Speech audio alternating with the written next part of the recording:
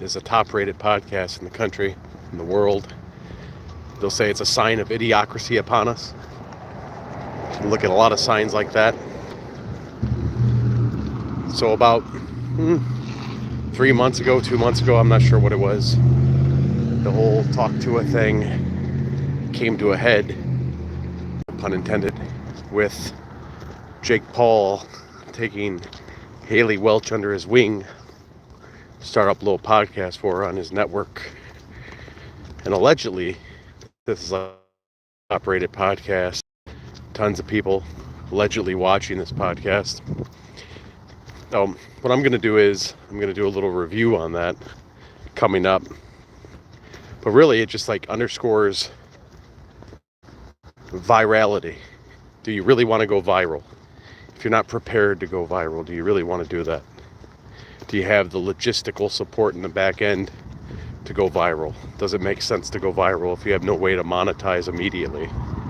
So in the case of the Tuah girl, see, different situation where she gets linked up with Jake. Jake's getting his taste. She's part of his podcast network now. So it kind of worked out for her. I mean, at least she's making a go at it. But back in the 90s and earlier, things were viral a little less organically. You'd have like the "Where's the Beef" lady from Wendy's. Or you might have someone do something stupid on the news. Different things like that. It's hard for it to come to mind a time before the internet and virality on the internet. But it existed. You'd have people streak. You'd have streakers at baseball games and football games. Somebody might run out onto the mound and try to fight a pitcher at a baseball game or the World Series or something. That was the type of viral success you'd have back in the analog terrestrial broadcast days. You might have a weird caller into a radio show that might go viral. And, those people were never really able to monetize going viral on regular TV or on radio. So now you have a whole class of creators, I guess, for lack of a better term, trying to strategize how to go viral. And that's fine if you have a means to monetize on the back end.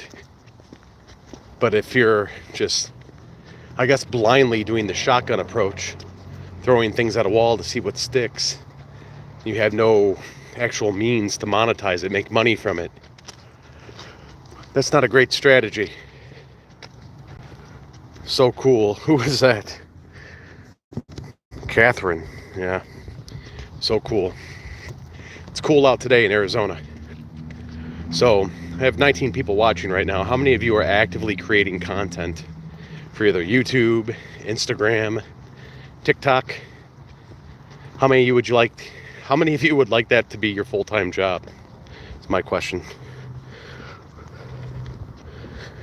Oh, this is not Tuah. I'm talking about Tuah.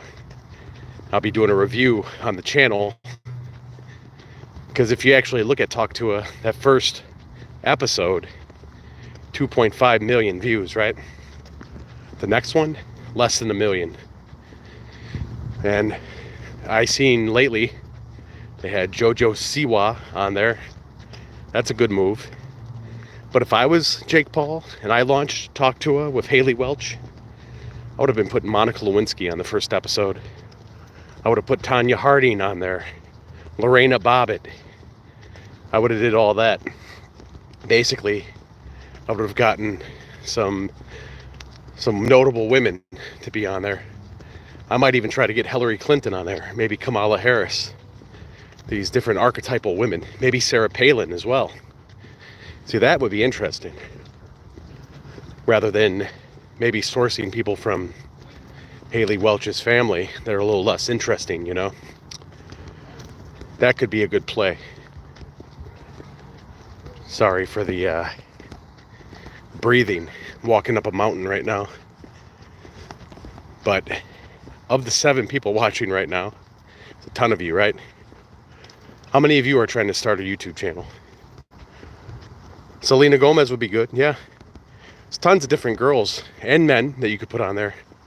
Maybe you put a really conservative person on there, like Ben Shapiro or Charlie Kirk, right?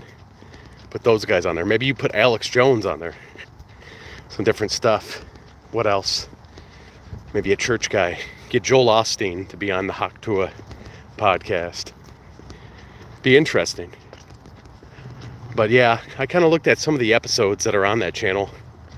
And it seems like maybe they don't have a lot of ideas of what it's supposed to be. But I am going to do a thorough review on it. If you look at my channel, I've done some reviews on other YouTube channels. I guess the one that's most relatable to this would be Howard Stern. Did a review on his. Jim Cornette from wrestling, he's got a big podcast. I feel like they could be doing more. Smoke a cigarette? It's interesting you say that, Carter. I heard nicotine's quite good for the brain. Now, smoking's not good for the brain. Nicotine, apparently, is on the rise. I knew a lot of people in Austin, Texas, that love those Zins. They like them Zin pouches. But smoking's bad advice. Probably be breathing a little heavier if I did that. Never tried a Zin. I think I would throw up. The copious amounts of caffeine that I drink, I don't think that would mix well with Zins. Say something in Spanish.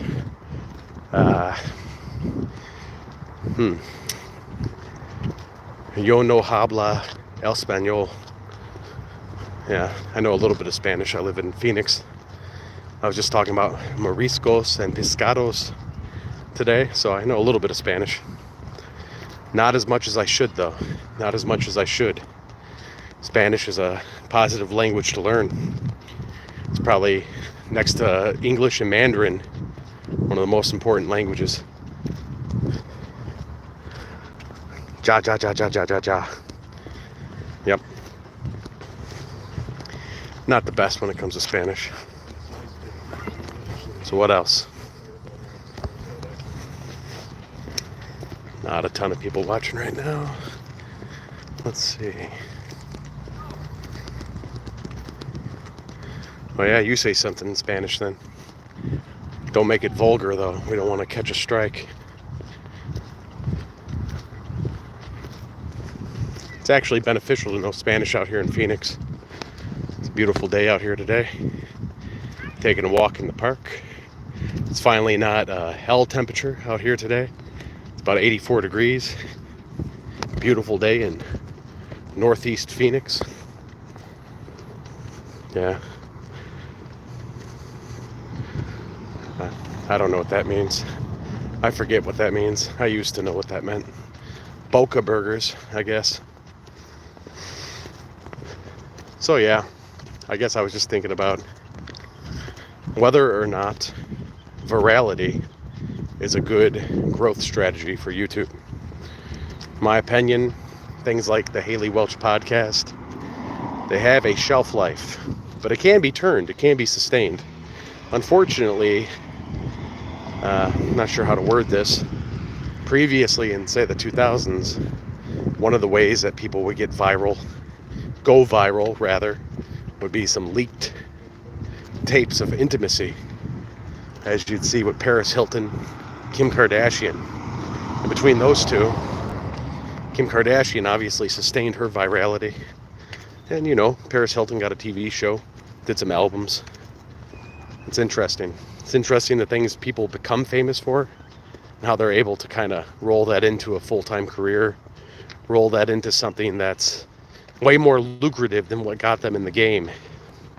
I mean, you could say that about Eminem, right? Eminem came on the scene from the Rap Olympics. I think it was 96 maybe 97. Dr. Dre saw him there, and back in those days, of course, if you're too young to remember, quite a few of those people, white guys didn't usually rap, so Eminem stood out for that reason. Paris Hilton is the 5th highest paid DJ in the world. That's my point. Why do you think they pay her? Why do you think they pay her? She's notorious. Has she never had that scandal Do you think she'd be able to command that level of fee to go DJ? It's actually a good hustle. That's good for her, you know? Real good for her. Because you got to figure this. People that are into going to clubs and dancing, they're probably intrigued as to what type of music she might play. What's that say? Deshawn. Hello, sir. Hello. Not from the Philippines, are you, sir? People in the Philippines will call you sir and then your first name rather than Mr. So if your name's Bob, they'll call you Sir Bob instead of Mr. Bob. That's my fun fact for today, for my walk. Yeah, I don't have a whole lot else to talk about. I'm going to go ahead and cut it short here. But before I do, does anybody have any questions about growing their YouTube channel? I guess that's kind of an odd thing to ask when I only have one person watching. Let's see. Your first crush was Filipina.